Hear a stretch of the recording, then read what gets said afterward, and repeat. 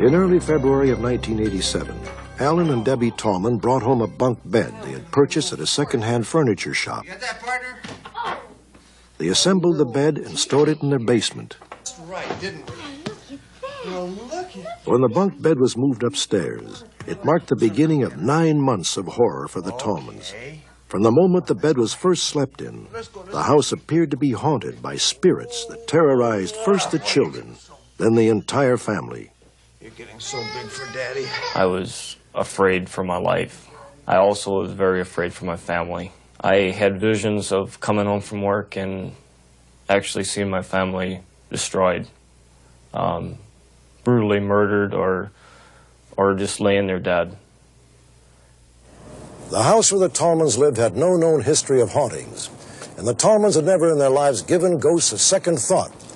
They are regular churchgoers.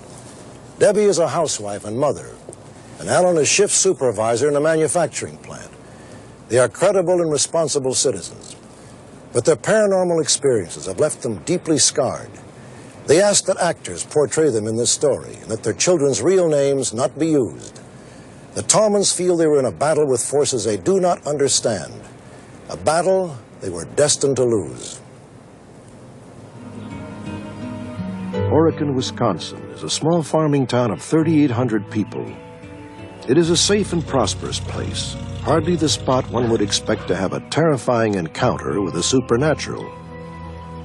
All the scenes that we recreated were filmed in this house, the very place where the Tallmans had their uncanny meeting with the world of spirits. The Tallman family moved into the house on April 13th, 1986. Well, yeah, it was our dream house because, you know, it was something that we figured we were going to be there for a long time, you know, and it was a dream house. Are you feeling any better? Within weeks, the Tallman children, who had rarely been sick, began to fall ill. Can you just put that in there just a little bit longer, honey? After we moved into the house, it seemed like our children were sick all the time. We had them into the doctor's office. Sometimes I would have all 3 of them in a week. In late May of 1987, Debbie and Alan moved the bunk bed they had bought upstairs. That night, the Tallman's son Danny was sleeping in the room next door to the bunk bed. Fishing, okay? Good. Have a good night. Okay. The bedrooms had been rearranged, and Danny had inherited his parents' old clock radio. On this night, the radio seemed to take on a life of its own.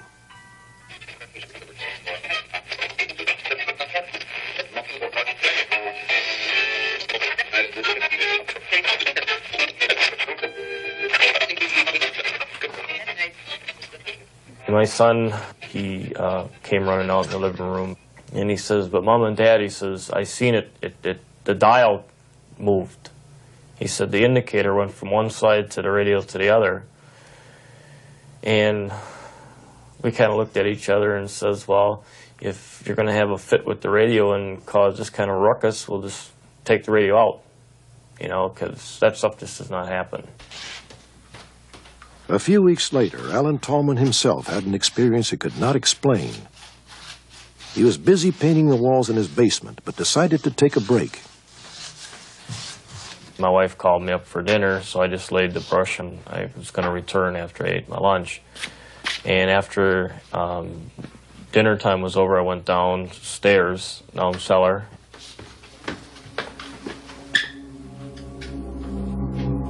And the brush was in the paint pail with the bristles sticking up right in the paint pail. I figured there was something strange why this happened, why the brush got into the paint pail, but still I wouldn't accept that my house was haunted. Got with eyes. The Tallman's 2-year-old daughter was sleeping in the bunk bed. She began to see things in her room. At one time, my daughter had talked about a witch behind her door and the fire. A lot of it was fire, and we had never mentioned it to our son at all. And then I'd say probably about a month later, he had said, "Mom, I saw an old lady standing by my door." And he said that she glowed like fire. At this point, I began to think that our house was probably haunted. Sit down. Let's talk all this out here. The Tallmans were desperate. They turned to their family pastor. He felt the presence of evil in the house and thought they might be the victims of the devil. I'd known them about a year and a half when they called me to come and visit with them about what was going on in the house. Is this normal? I mean, I believe that my initial analysis of the entity being in the spiritual realm, the occult realm, the demonic, if you will, was accurate. And I still believe it's accurate. The Tallmans claim they never had a moment's peace. Doors banged open and shut. Strange voices called to them. Mom? The visions persisted. The children were terrorized. Mom! I don't want The week before Christmas, Danny once again saw something that horrified him. It's okay. Nobody's here. You're okay. Do something. I've done everything that I can. Alan had reached his breaking point. He totally lost control and challenged the entity. I was like a wild man running around in my house, and I couldn't get no control over it. Come out of there! Show yourself to me! I started yelling on the top of my voice. I said, "What's ever in our house, would you please leave my children alone? And if you want to fight, fight with me." 3 weeks later, on January the 7th, Alan Tallman returned home from working the late shift around 2 a.m. Outside the garage, he heard an eerie, howling sound. He went to investigate. It started out real soft, and then it got real loud. It was a real strong howling of wind, but it was quiet outside.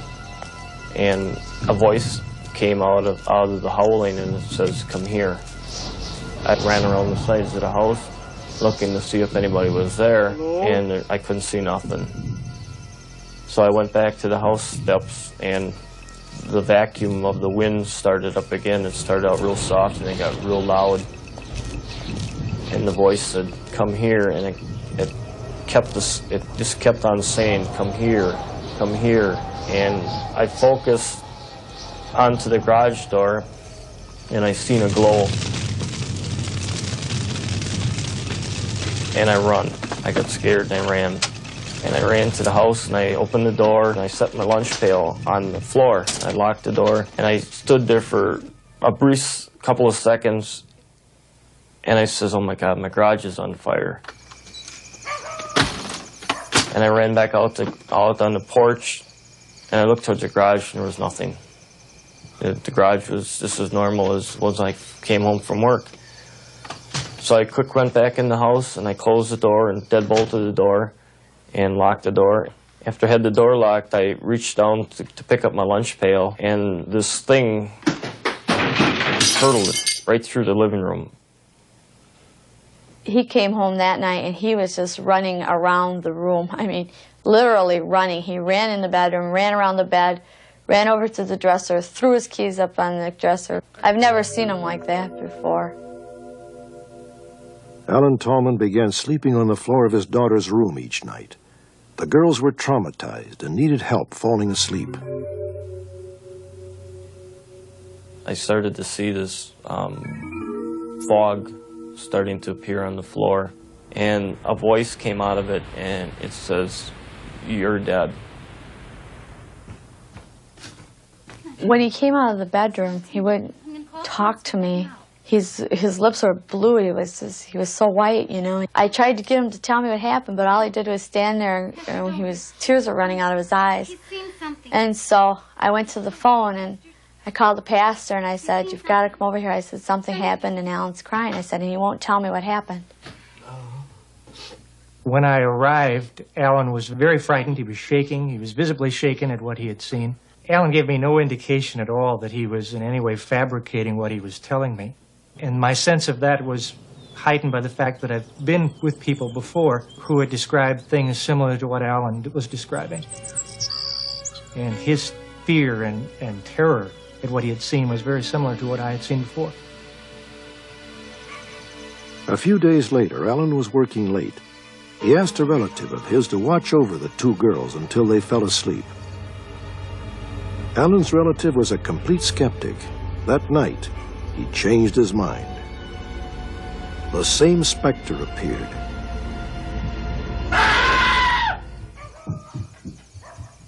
What is it? The relative came out of the bedroom, and I said, "What happened?" And he was scared. I said, "Where's the baby?" He goes, "Back in the bedroom." I said, "Get her." I said, "We are leaving this house." I said, "I am never coming back to this house." I said, "I don't care." I said, "I have had it. I can't handle this no more."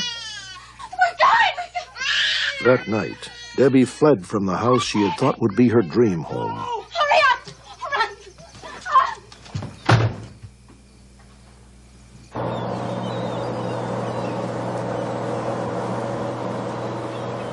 2 weeks after they fled their home, Alan and Debbie Tallman had the bunk bed destroyed.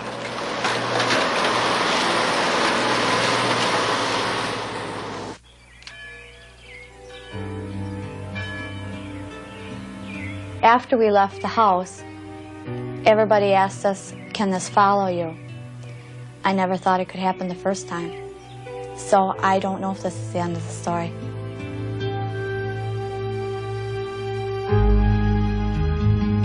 The Tallmans have moved to another city now, and so far they've experienced no paranormal phenomena. A new family moved into the Tallmans' house last April, and they've had no problems.